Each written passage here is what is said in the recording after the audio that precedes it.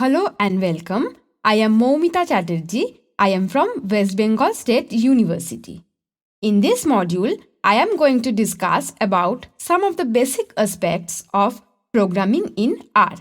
Actually, this module is a part of the modules which are based on recapitulation of basic R. In some of the previous modules, we had already discussed about some basic tricks and techniques of programming in R. So, this module may be considered as a continuation of those modules. In our discussion, we will primarily concentrate on three of the different aspects of programming in R. In this module, we will show you some of the basic aspects of programming styles like indenting a program, making a program as generic as possible, and so on. So let's concentrate on the discussion. So let's start with the basic question, which is why do we need to program? Many a times in the midst of handling our data, you will often find that the basic functions that R provides us are insufficient for our purpose and you need something more. In that case, you can always define your own function, which is also known as user-defined function, by writing a program. Now, if you want to do the same thing but with a magnifying effect, that is, if you want to create a library with a series of functions, then programming is always required. Another aspect is that in most of the cases, we don't actually have a handful of data to validate our proposed model. In those cases, simulation studies really help. Even if we do have a dataset, simulation studies always needs to be executed to validate our model more precisely. And for a simulation study, when you need to repeat a program again and again, then several programming techniques are always there to minimize your effort as well as to minimize the time required. So by now, we have got the answer of the question, why do we go for programming? Now let's see how actually programming in R works. Here, the problem is to find the distribution of the median of Cauchy distribution. So, consider the sample program. We all know that mean of the Cauchy distribution does not exist. So, median is used as a measure of central tendency. So, here, what do? We are simulating 10,000 samples, each of size 10. Next, we are calculating the median for each of the 10,000 sample. Now, look at the histogram. This will give us the distribution of the sample mean. Now, here comes the idea of making the program as generic as possible. See this program.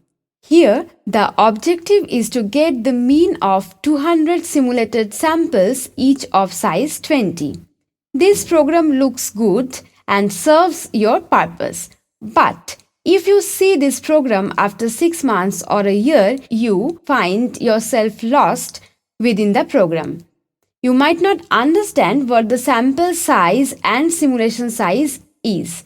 But if you look at the following program, you may observe that here we have specified the sample size and simulation size separately. So, just with the minimum effort, we can always understand everything about the program even after a substantial amount of time. Next, have a look at the two codes. As you can see, they are actually the same.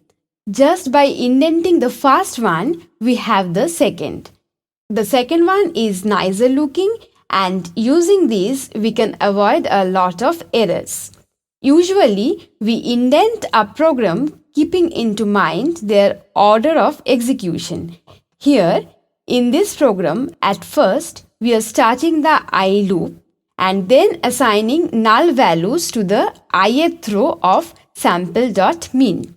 Next, by introducing the jth loop, we are actually assigning what the jth column of sample.mean contains. Now, since all the steps are not being executed together, so it would not be justified to start them from the same distance of the margin. So this is basically the idea of indenting. Next, look at this program.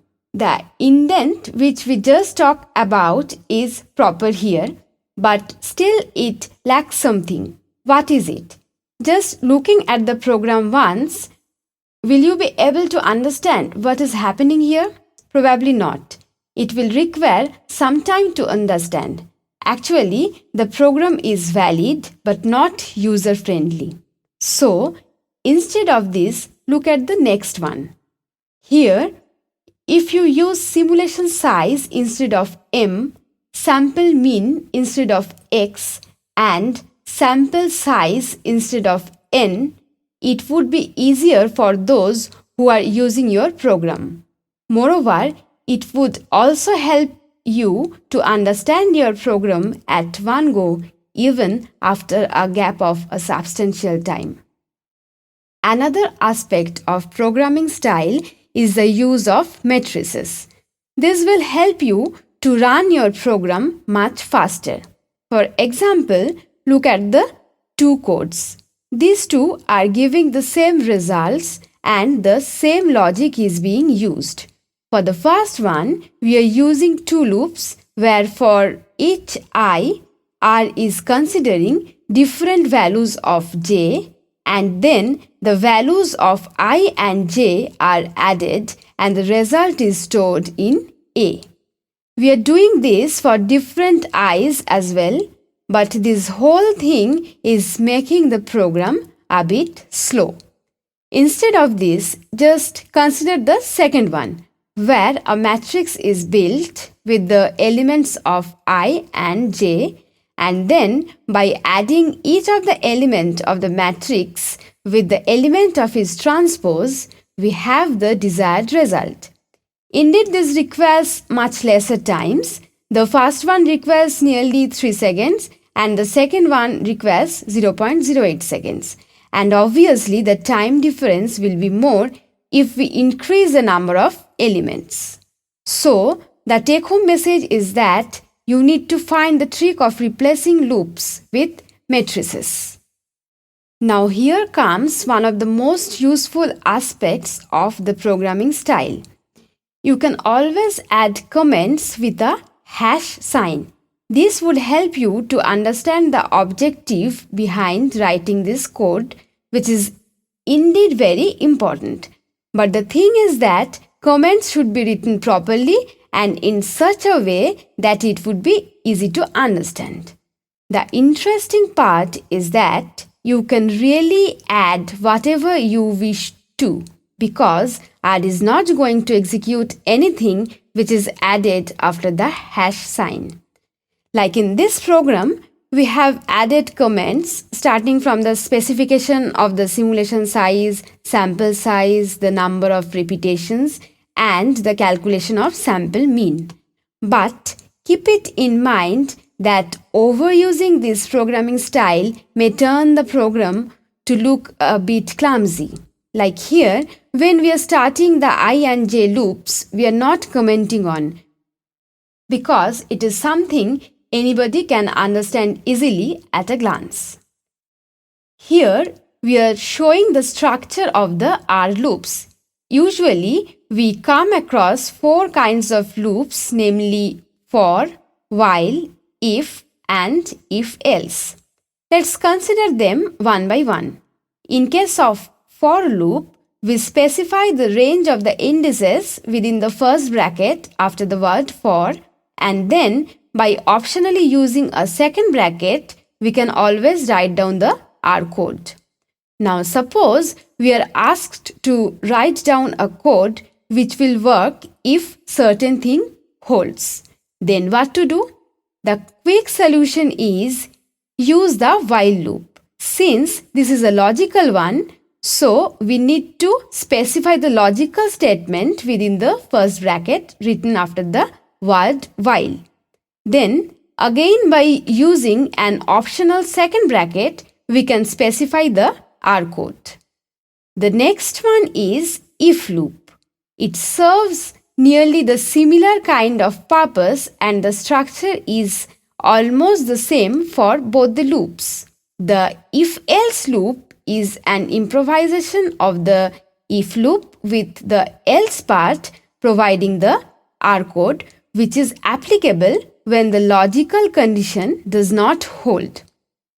Now, suppose after starting the program, suddenly you realize that it falls in an infinite loop, or suppose you detect some error in your program and your program is still running.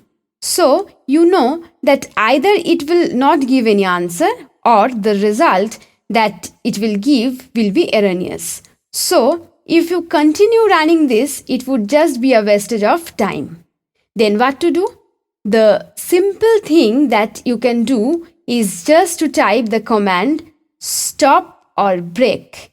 This will stop the loop from further execution. Now let us consider an example to illustrate what we have learned till now. Suppose we are asked to write down a program that will compare the power of the two-sample t-test with that of the Wilcoxon and Kolmogorov-Smirnov test when the underlying data are normal. Here we know that the two-sample t-test is a parametric one and the two mentioned later are the non-parametric competitors of it. Now, why the question of normality? Because we all know that t-test can't be done when the underlying distribution is non-normal. So, at first, what we do is we will open an R script, we'll name it example and save the script in the R home directory. We all know this procedure very well. Now, for our own convenience, it is good to add the purpose of the program and the date of modification. Here the purpose is to simulate the power of the two-sample t-test versus various non-parametric alternatives and the date of modification is 1st June 2015. Following what we have learned previously, the hash signs are added here. Since we know that R is not going to execute that part of the line which is starting with the hash sign. So we are putting the purpose and the date of modification of the program after the hash sign. Next, we are going to specify the sample size and the number of simulations to run with. Here the simulation size is 200 and the sample size is 10. Now, for simulation, at first we need to specify the means of the two samples. For this, we are setting the first population mean to be 0 and run the simulation for a range of values of the difference in means. Here, delta is taken to be the difference between the two sample means and it takes a sequence of 50 values between -2 and 2. Now, we all know that the random numbers which are produces are not actually random. Instead, they are some pseudo-random numbers. So, if we set the seed, we can actually produce the random numbers which we are looking for. Here we are setting the seed to be 231, but it can be any number. So the structure of our program will look like this. Here we are getting different values of the mean of the second population by taking different values of delta. Then with these two sets of means, we are varying I from 1 to the simulation size which is 200 here and we are doing the following three things which are firstly the generation of the ith sample, then performing the ith set of tests and finally checking if the test rejects the null hypothesis of equality. Then we will calculate the simulated power. So our program will now get this look. The first things are the same as that of the previous one. Here within the loop J, the means for the second sample are generated. Now since we have 50 deltas, so the mu2s are also of size 50 and the things within the ith loop are already specified. So now for the jth setting, we are calculating the power of the test. Since we have 50 sets of mu1 and mu2, so altogether we have 50 powers.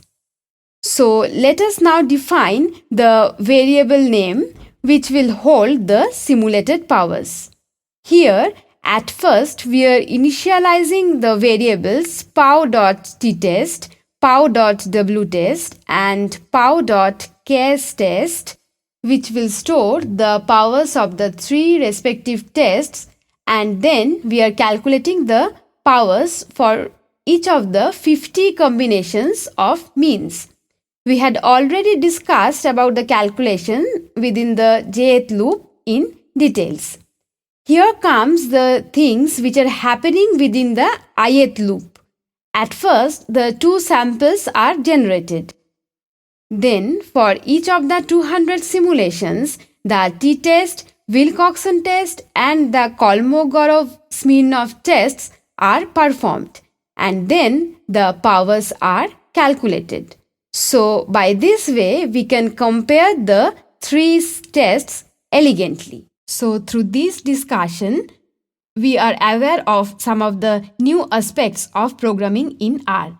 Now, we are stopping here and we are stopping the discussion based on basic R, that is the recapitulatory discussion. And from the next module onwards, we will start discussing different advanced programming topics like metaprogramming, object-oriented programming, and functional programming.